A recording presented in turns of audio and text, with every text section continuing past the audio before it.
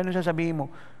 Pag-uusapan niyo siya, para nagtatanong ka kasi kakilala niya ito. Minsan nakakausap, nakaka-text. Bigla siya nagsabi ng isang salitang ganito na ilan naman iniintay mo para may paabot na yung gusto mo na. Oo nga kasi tinitext ko, wala palagay ko nga Hindi talaga maganda ugali niyan Yan na. Sayang lang yung mga ginawa ko at pagpapagal dyan. Kaya na po yun. Alam niyo ang totoo sinasabi ko. And then later on, you have found out.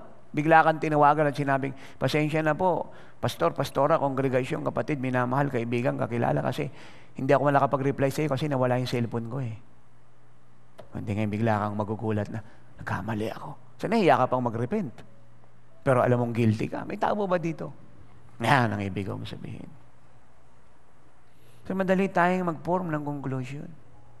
Kung ang gagawin mo dyan ganito, praise God, Lord, di ko po alam kung ano nangyari. Masaya kami naghiwalay, pinagpala ko po siya. Ingatan mo po siya. Balutan mo siya ng proteksyon, samahan mo po siya, patuloy mo siyang dalhin sa katotohanan at yung narinig niya mga kapahayagan mula sa man of God, ipaalala mo sa kanya at i-guide mo siya sa tamang landas ng pamumuhay. Kung siya man po talaga ay nawawala sa tamang daan at naliligaw ng landas, dahil nag-pray ka ba, balik siya ron. Kung hindi naman siya nawawala, di lalo siyang selyado ng Diyos. Subalit ang dila hindi napapaamo ng tao.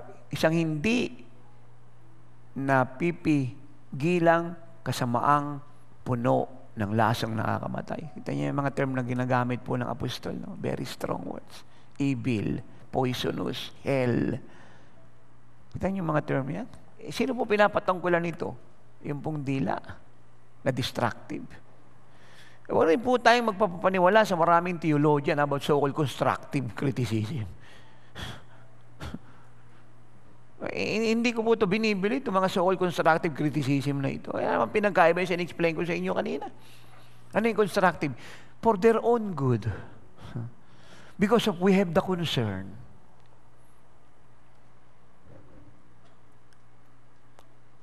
Kaya isa lang sinasabi ng Bible, speaking the truth in love. At pag ito po ay out of love, at ito po ay truth, may restoration, may reconciliation. At hindi lang speaking the truth in love, it must be done in the leading of God, the Holy Spirit. Hindi basta-basta kung anong oras, anong panahon, pabigla-bigla. Let us be mature enough to think twice, to think thrice, to be careful, to be prayerful. Kaya delikado yung marunong kang mag-text At delikado yung may cellphone ka at marami kang SIM card at marami kang cellphone. Delikado yan. At marami ka riyang phone number, marami kang sinisave, dangerous yan. Ang advice ko po sa inyong lahat, kung gusto niyong mapanatili ang glory ng Diyos, do not look back.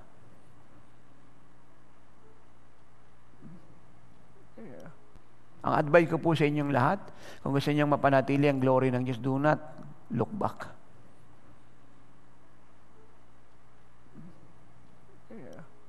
Kung talagang gusto niyo mabuhay kagaya ng Lord, marami po kayo ngayong mga pangalan sa phone book ninyo na hindi niyo kinakailangang tawagan at i-text.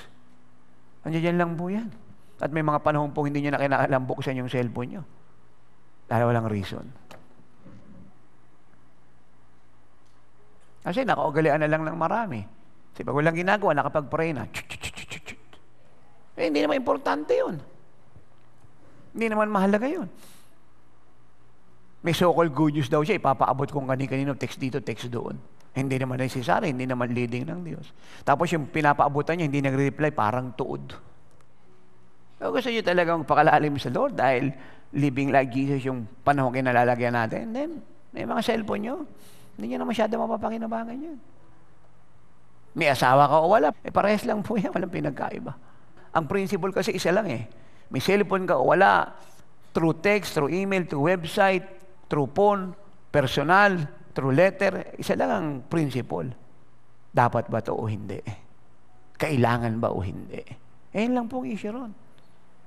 Hindi yung kinaugalian na, kinasanayan na. Alam nyo, bukod pa sa marami po tayong i-repent, yung church, Yung mga bishop, yung mga leader ng so-called body of Christ ko, no? Na genuine, pero hindi naman talaga genuine. Sa ganitong attitude, kasama po sa irerepentang lahat yung sayang na pera. Kasi magastos yan. Eh, dapat hindi kayong panay load para makapag-text ka. Dapat ma-overload ka sa glory ng Diyos. Tapos minsan yan, yung tinitext mo 3 paragraph, minsan 4, minsan 5, minsan 6. Meron nga nag-text sa akin 9 to 12 paragraph yun. Hindi ko na malaman kung saan pa dadaan sa cellphone ko Tapos pag in-evaluate mo yung laman nun paikot-ikot lang. Puro negative, puro si ganito, si ganon, si ganyan, si ganyan. Para hindi po magkasala ang church at ang bawat isa at ma-maintain po natin yung glory natin at hindi magribang Holy Spirit. We're in the decade of the greatest Holy Spirit invasion. Ito po yung fatherly advice at advice ng man of God na si Apostol Renato Di Carillo. Mind your own business. Kung talagang ayaw mong paawat at talagang gusto mong paabot yan, credible yan, and then siguruhin mo na pag inumpronta ka, ay harap ka. At kung ano sinabi mo sa kanila, ay uulitin mo. Dahil kadalasan, alam nating lahat yan. Na kung bakit nga sinasabi ng Panginoon na minimize your word and be careful to what you are about to say and be controlled by the Holy Spirit. Let your tongue be under subjection to the control of God the Holy Spirit. Simply because alam naman natin na kahit totoo minsan yung kwento sa iyo, pero pag sinyer mo na sa kausap mong pinaabutan mo ng negative na naikwento sa iyo ay kundi kulang ay sobra. Sa balit ng dila ay hindi napapaamo ng tao, isang hindi napipigilang kasamaang puno ng lasong nakakamatay. Dan yung mga term yan. Nakakatakot. Basahin. Sa pamamagitan nito'y pinupuri natin ang Panginoon at Ama. At sa pamamagitan nito'y nilalait natin ang mga taong ginawa ayon sa larawan ng Diyos. You see? Ayan po. Yung sinasabi ni nanay kahapon ng maga, sangang dila. Yung isa, pinupuri ang Lord. Yung kabila, chinichismis yung kapwa niya. Kung ano pinagsasasabi niya. Puro weakness yung pinapaabot niya. Puro negative. Sa lang yung dila niya, na dapat gamitin sa pananalangin, papuri, pagsamba sa Diyos na dapat parangalan, pasalamatan sa lahat ng bagay. Hinati niya. Ang ginamit niya sa isang unjustified, unacceptable, ungodly purposes.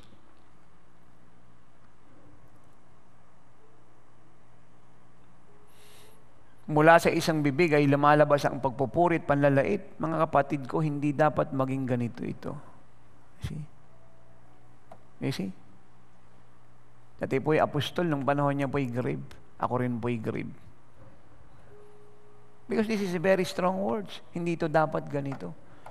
Ginagamit natin yung bibig natin sa papuri, pasasalamat sa Diyos. Ginagamit din natin sa pagchichismis.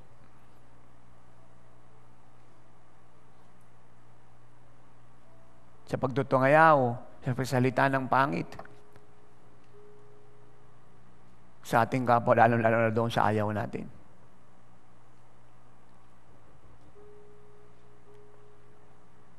Kaya kahit pray ka ng pray, pas ka ng pas, walang blessing na dadating sa'yo. Mula sa isang bibig ay lumalabas ang pagpupurit, panlalait. Mga kapatid ko, hindi ito dapat maging ganito. Ang isang bukal ba ay binubukalan ng matamis at mapait? Hindi pwede yun Bukal, matamis lang yan. Hindi pwedeng matamis at mapait. Mga kapatid ko, maaari ba na ang puno ng igos ay magbunga ng olibo? O ng mga igos ang puno ng ubas? Hindi rin maaring daluyan ng tabang ang maalat na tubig. So the Word of God said, hindi po siya pwedeng magsama. Amen.